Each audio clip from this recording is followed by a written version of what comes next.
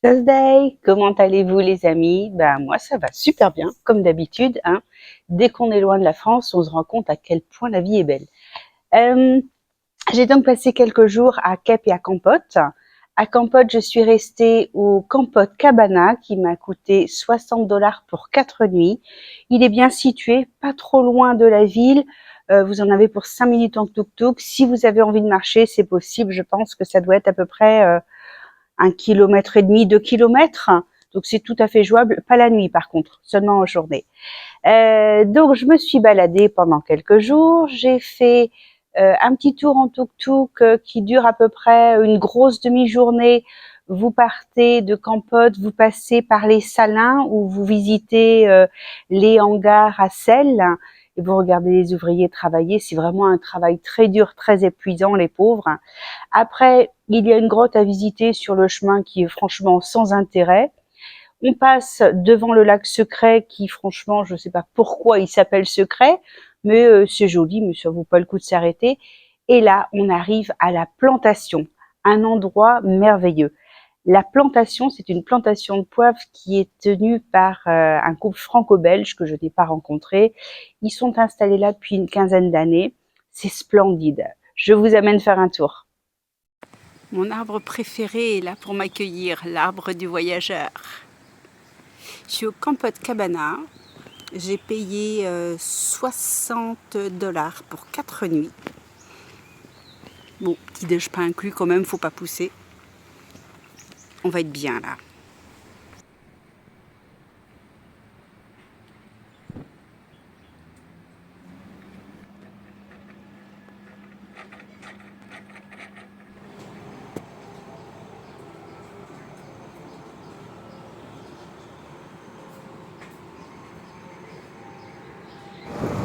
En route en tuk-tuk. Alors, on va s'arrêter voir les salins. Donc, vous voyez, un carré. Ces pauvres gens ne sont payés que 5 $ pour la récolte du carré entier. Ils portent entre 20 et 40 kilos à chaque voyage jusqu'au hangar. C'est vraiment un travail épuisant. De ce que mon chauffeur de tuk-tuk m'a dit, il n'exporte pas le sel, ça sert juste à la consommation du pays. Mais j'avais lu tout autre chose avant, donc je ne suis pas sûre.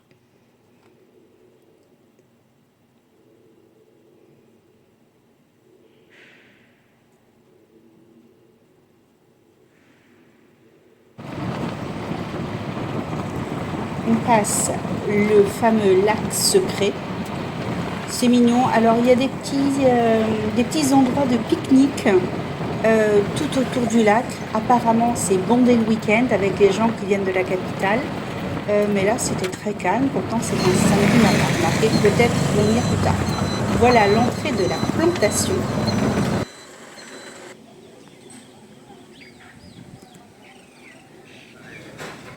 Voilà, c'est absolument magnifique.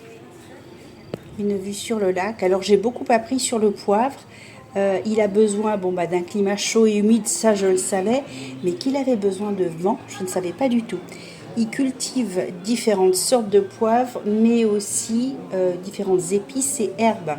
Donc au magasin, vous pourrez trouver des tisanes, des moutardes aromatisées, des fruits séchés au poivre de Kampot, excellent. L'ananas séché, c'est une tuerie, mais la mangue séchée n'est pas mauvaise non plus. Des noix de cajou aromatisées, c'est incroyable. Ce qui est bien, c'est que la visite dure 1 heure. Vous avez après une dégustation qui doit durer à peu près un quart d'heure. Et il ne force pas du tout à l'achat. Après la visite qui est gratuite, il vous laisse tranquille, à vous d'acheter ou pas. Pour ceux qui n'ont pas l'occasion d'aller à Kampot, à la plantation, il y a des magasins La Plantation à Phnom Penh et aussi à Siem Reap.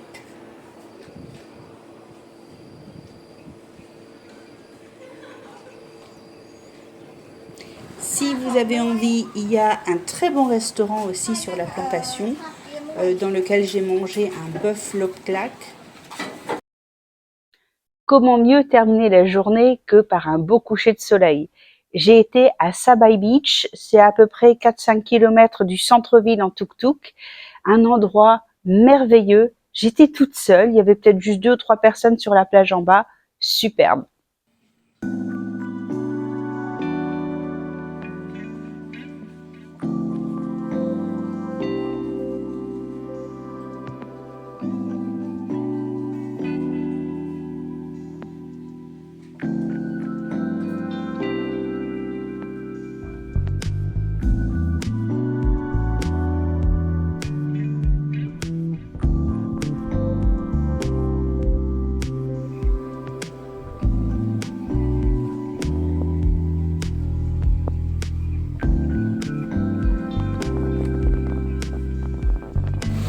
Après, j'ai été faire un petit tour en ville. Alors, c'est une petite ville sympa, avec des maisons coloniales, beaucoup de bars, de restaurants.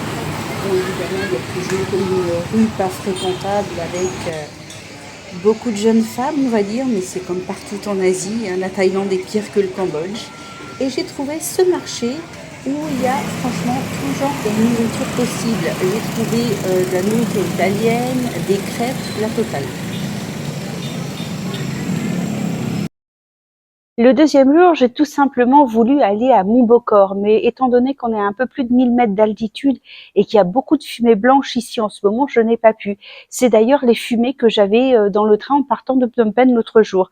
Apparemment, ce sont les brûlis qui ont commencé bien plus tôt que d'habitude. Alors moi, je suis costaud, je le ressens pas, mais j'ai rencontré quelques gens asthmatiques qui le sentent un petit peu dans les poumons quand même. Donc du coup, monter à Bocor pour avoir aucune vue, être complètement dans les nuages, ça valait pas le coup.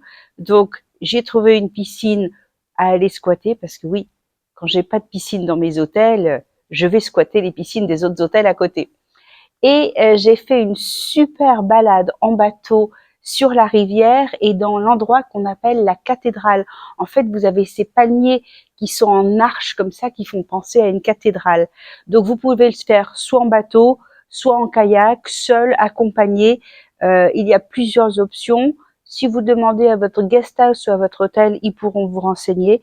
Mais il y a aussi des agences en ville qui vous proposent tout ça. Une excursion à vraiment ne pas rater si vous êtes à Kampot. Alors moi je l'ai faite en bateau, mais vous pouvez la faire en kayak, seul ou accompagné, peu importe. C'est tout simplement une promenade le long de la rivière et aussi une boucle qui s'appelle la cathédrale, avec ces palmiers d'eau qui forment un arche en forme de cathédrale. C'est très joli, très agréable. Ça se fait en fin de journée, le départ est à 16 h à côté du restaurant Starbucks qui se trouve le long de la rivière en ville. Et la balade dure à peu près 2 heures.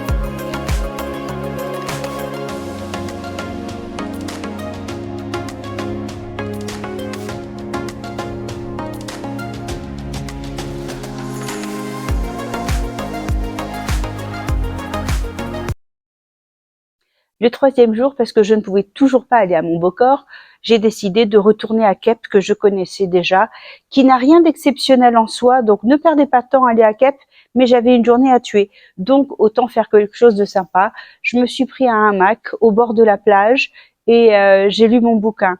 Le tuk-tuk m'a coûté à peu près 6 $ pour y aller, 6 $ pour revenir.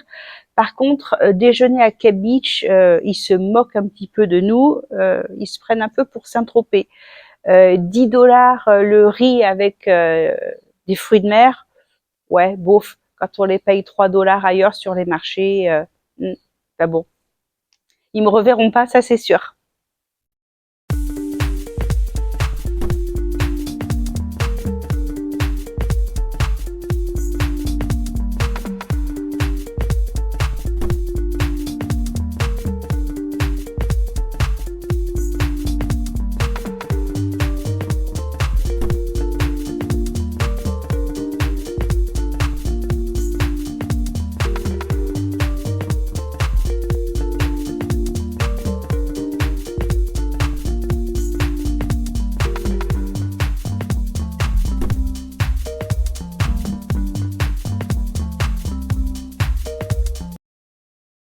Je devais partir de Campote pour aller directement sur ma petite île paradisiaque Robinson Crusoe hier matin, mais le taxi collectif a complètement foiré. Donc, je me retrouve dans un endroit à côté de Reham Beach, sur les hauteurs. C'est un hôtel tout neuf, c'est plus ou moins villa hôtel que j'ai eu à un prix dérisoire sur Agoda. Il y a personne, enfin si, il doit y avoir 2 ou 3 autres bungalows occupés. Et donc là, je vais pas tarder à partir pour regagner ma petite île. Je vous fais voir où je suis parce que franchement, ça vaut le coup, c'est génial.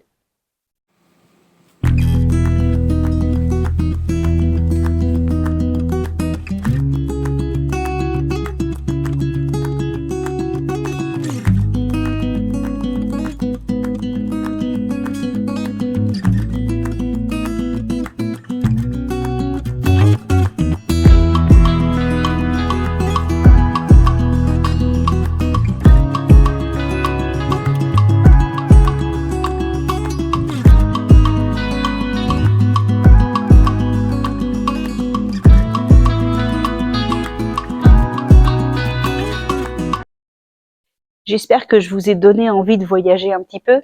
Je vais vous laisser. J'ai mon bateau qui m'attend pour partir sur mon île. Je vous dis à la semaine prochaine, les amis. Passez une bonne semaine. Bye bye!